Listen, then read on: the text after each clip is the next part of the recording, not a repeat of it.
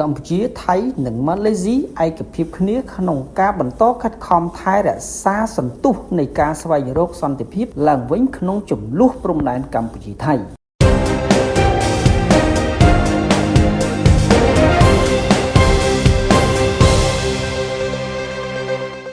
លោកស្រីឧត្តមសេនីយ៍ឯកម៉ាលីសុជាតាអ្នកនាំពាក្យក្រសួងការពារជាតិកម្ពុជានៅព្រឹកថ្ងៃទី23ខែតុលាឆ្នាំ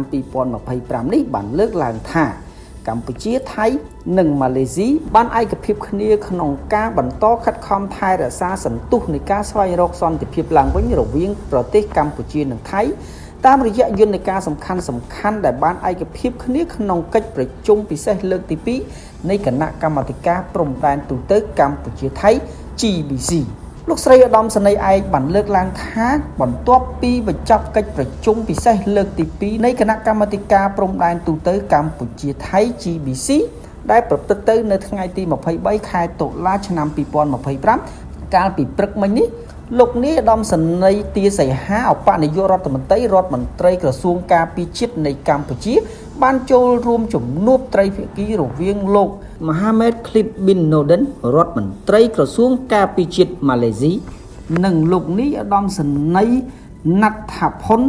Naphanish រដ្ឋមន្ត្រីក្រសួងការពារជាតិថៃកិច្ចប្រជុំពិសេសលើកទី2នៃគណៈកម្មាធិការព្រំដែនទូតរវាងកម្ពុជាថៃ GBC បានអនុម័តនិងចុះហត្ថលេខាលើកំណត់ហេតុព្រមព្រៀងនិងសេចក្តីថ្លែងការណ៍រួមនៃកិច្ចប្រជុំពិសេសលើកទី2នេះ